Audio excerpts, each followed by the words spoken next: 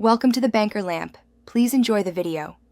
In this video, I will explain how to make pizza in a garden divine setting. First, let's gather our tools and ingredients. You'll need a good mixing bowl, a baking stone or steel, and fresh produce from your garden. We'll focus on creating a simple yet robust dough that forms the perfect base for your toppings. This approach ensures a truly fresh and satisfying culinary experience right from your backyard.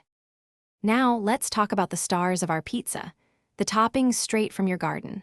Imagine plucking sun-ripened tomatoes for a rich sauce, fresh basil for aromatic notes, and crisp bell peppers for a delightful crunch. Choose what's in season and what you love most. A good rule of thumb is to pick about 2 cups of mixed vegetables for a standard 12-inch pizza. With your dough ready and toppings prepped, it's time to assemble. Gently stretch or roll your dough into a round shape, aiming for about 1/4 inch thick. Spread your fresh tomato sauce evenly, then artfully arrange your garden vegetables. Don't overload it.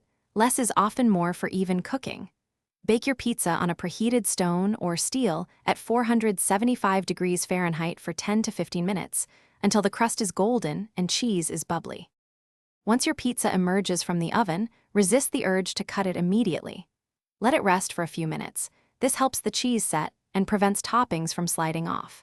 Then, slice into generous pieces and savor the incredible taste of your garden-fresh creation. It's truly rewarding to enjoy a meal made with ingredients you've grown yourself. For more great tips and deals, including a fantastic book on personal finance, be sure to check the description below. Thanks for watching. If this was helpful, leave a like and consider subscribing. See you next time.